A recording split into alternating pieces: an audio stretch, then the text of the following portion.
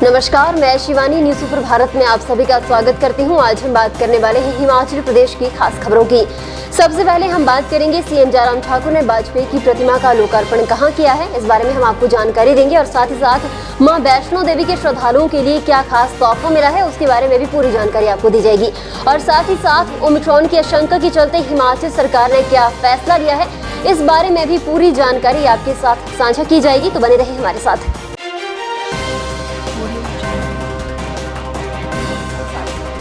CM Jairam Thakur ने वाजपेयी की प्रतिमा का किया लोकार्पण, प्रेणी में दी है श्रद्धांजलि। पूर्व प्रधानमंत्री अटल बिहारी वाजपेयी की जयंती के मौके पर मुख्यमंत्री जयराम ठाकुर शनिवार को मनाली पहुंचे। जी हां, जयराम ने मनाली के मॉल रोड में भारत रत्न अटल बिहारी वाजपेयी की प्रतिमा का लोकार्पण किया। इसके बाद वाजपेयी की प्रेणी स्थित घर में जाकर उन्हें श्रद्धांजलि भी दी और जनसभा को संबोधित किया। जयराम ठाकुर ने कहा कि अटल बिहारी वाजपेयी को हिमाचल से प्यार था और कुल्लू मनाली को वे अपना दूसरा घर मानते थे। मनाली के प्रेणी में इसलिए उन्होंने घर बनाया, वे मनाली की सुंदरता के कायल थे। मनाली में आकर उन्हें एक नई ऊर्जा और प्रेरणा मिलती थी। वाजपेयी ने मनाली में रहते हुए कई कविताएं भी लिखी है। मां वैष्णो देवी के श्रद्धालुओं के लिए खास तोहफा, जनवरी में कटड़ा के लिए वॉल्वो बस। जी हां, नए साल पर एचआरटीसी हिमाचल में रहने वाले मां वैष्णो देवी के श्रद्धालुओं को वॉल्वो बस सेवा का तोहफा देने जा रहा है। जनवरी के पहले हफ्ते में शिमला से कटड़ा के लिए वॉल्वो बस सेवा शुरू करने की तैयारी की जा रही है। आपको बता दें कि शिमला से बिलासपुर, घुमारवीं, भोटा, हमीरपुर, कांगड़ा, पठानकोट से जम्मू होते हुए वॉल्वो कटड़ा पहुंचेगी।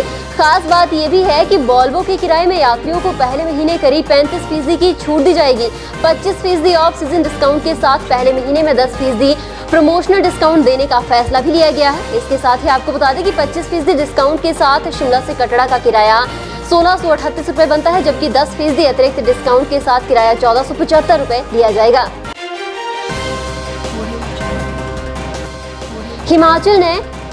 केंद्र ने हिमाचल को बिस्तरों की क्षमता बढ़ाने के लिए कहा। आपको बता दें कि ओमिक्रॉन की आशंका के चलते केंद्र ने हिमाचल सरकार को बिस्तरों की क्षमता बढ़ाने के निर्देश दिए हैं।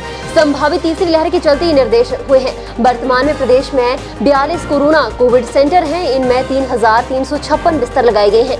ऑक्सीजन बिस्तर 2275 और आईसीयू वाले 264 बेड हैं। इसमें 20 से 25% बढ़ोतरी करने की बात कही गई है। केंद्र सरकार की ओर से जारी गाइडलाइन के मुताबिक प्रदेश में कोरोना सैंपलिंग बढ़ाने के निर्देश दिए गए हैं। सार्वजनिक स्थानों पर मास्क लगाकर आवाजाही करना और जिलों में टीमें गठित करने को कहा गया है। तो वहीं पंचायतों में बुजुर्गों के लिए एम्बुलेंस के माध्यम से सैंपल एकत्रित करने और बीमार लोगों पर आशा वर्कर, स्वास्थ्य कार्यकर्ताओं को निगरानी रखने के लिए कहा गया है।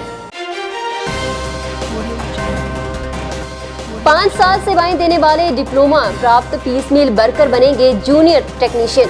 हिमाचल पथ परिवहन निगम की वर्कशॉप में तैनात डिप्लोमा और बिना डिप्लोमा प्राप्त सभी पीस मिल वर्कर अनुबंध पर आएंगे। 5 साल सेवाएं देने वाले डिप्लोमा प्राप्त वर्कर जूनियर टेक्नीशियन की श्रेणी में आएंगे, जबकि 6 साल का अनुभव प्राप्त बिना डिप्लोमा प्राप्त वर्करों को टायरमैन और वॉशरमैन बनाया जाएगा। जी हां, आपको बता दें कि डिप्लोमा प्राप्त होने के बाद इन्हें जूनियर टेक्नीशियन बनाया जाएगा।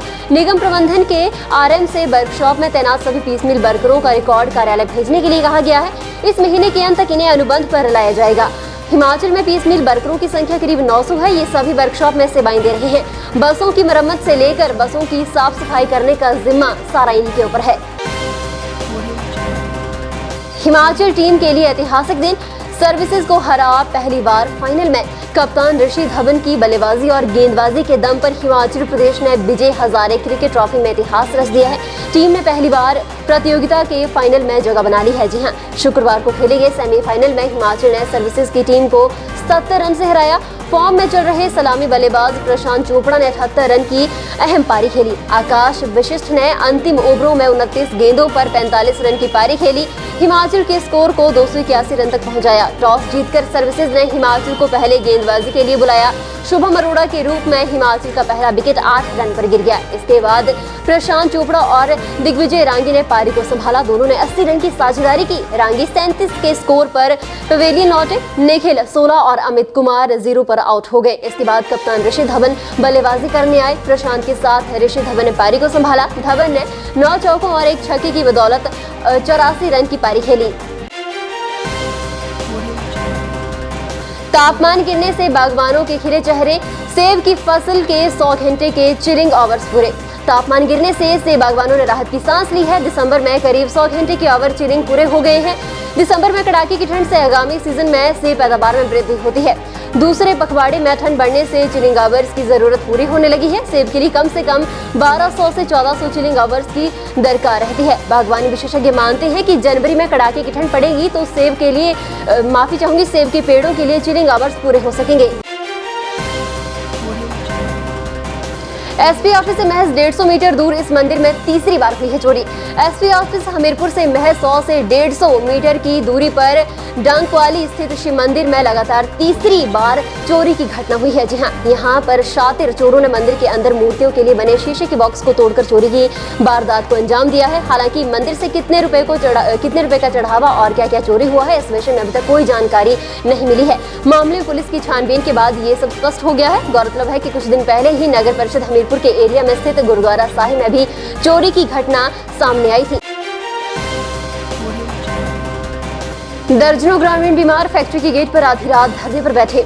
जिला ऊना की सीमांत ग्राम पंचायत गौनपुर जैचल के एक निजी उद्योग से निकलने वाले धुएं के चलते दर्जनों ग्रामीण बीमार पड़ गए हैं। इसके अलावा शुक्रवार देर रात हुई घटना के बाद ग्रामीणों ने उद्योग प्रबंधन के खिलाफ हल्ला बोलते हुए फैक्ट्री गेट पर धरना प्रदर्शन शुरू कर डाला है। ग्रामीणों ने ऐलान किया है कि जब तक फैक्ट्री परिसर में लगाए गए प्लांट को बंद नहीं किया जाता तब तक उनका प्रदर्शन ऐसे ही जारी रहेगा। गौरतलब है कि गौनपुर जैचल में एक उद्योग परिसर में कुछ महीने पूर्व पेंटिंग से संबंधित एक नया प्लांट शुरू किया गया था। इस प्लांट से निकलने वाला धुआं और बदबू के चलते ग्रामीण खासी परेशानियों से घिर चुके हैं। राज्यपाल और मुख्यमंत्री ने पूर्व प्रधानमंत्री अटल बिहारी वाजपेयी को श्रद्धांजलि की है अर्पित। राज्यपाल राजेंद्र विश्वनाथ अर्लेकर और मुख्यमंत्री जयराम ठाकुर ने पूर्व प्रधानमंत्री भारत रत्न अटल बिहारी वाजपेयी की जयंती पर रिज मैदान शिमला स्थित उनकी प्रतिमा पर पुष्पांजलि अर्पित की और उन्हें श्रद्धांजलि दी। इस अवसर पर राज्यपाल ने कहा कि अटल बिहारी वाजपेयी सुशासन के प्रवक्ता थे। उन्होंने कहा कि जब अटल बिहारी वाजपेयी देश के प्रधानमंत्री बने तो कई वर्षों के बाद देशवासियों ने स्वराज का रूपांतरण सुराज में होते देखा। उन्होंने कहा कि अटल बिहारी वाजपेयी की प्रेरणा से हम जन भागीदारी और सुशासन के पथ पर आगे बढ़ रहे हैं। उन्होंने भारत को मजबूत बनाने और विकसित करने में अपना जीवन समर्पित कर दिया। राष्ट्र के लिए उनके बहुमूल्य योगदान को लोग हमेशा याद रखेंगे। तो वहीं मुख्यमंत्री ने कहा कि अटल बिहारी वाजपेयी एक ख्याति प्राप्त दूरदर्शी नेता थे जिन्होंने नेतृत्व के उच्चतम मूल्य स्थापित किए और भविष्य में भी देश के विकास के लिए उनके योगदान को याद रखा जाएगा। अटल बिहारी वाजपेयी एक उत्कृष्ट वक्ता थे। उनमें श्रोताओं को मंत्रमुग्ध कर देने की क्षमता थी। हिमाचल में व्हाइट क्रिसमस मनाने की आस में उमड़े लाखों सैलानी, होटल हुए पैक। हिमाचल प्रदेश में क्रिसमस मनाने के लिए लाखों पर्यटक उमड़े और होटल पैक हो गए। कालका शिमला मार्ग पर एक दिन में 10,000 वाहनों की आवाजाही हुई। राजधानी शिमला स्थित मनाली, धर्मशाला और डलहौजी में भी सैलानियों की भारी भीड़ हुई। कई पर्यटक न्यू ईयर मनाकर अपने घरों को लौटेंगे। दिल्ली में पाबंदी और पंजाब में बम धमाके के बाद अधिकांश सैलानी हिमाचल का रुख कर रहे हैं। शिमला में 90, डलहौजी में 100, सोलन कसौली में 95, धर्मशाला में 70% होटल पैक है। मनाली में सरकारी होटल पैक है, निजी में 80% तक ऑक्यूपेंसी है। फिलहाल के लिए बस इतना ही। और बड़ी खबरों के लिए बने रहे न्यूज़ सुपर भारत के साथ। धन्यवाद।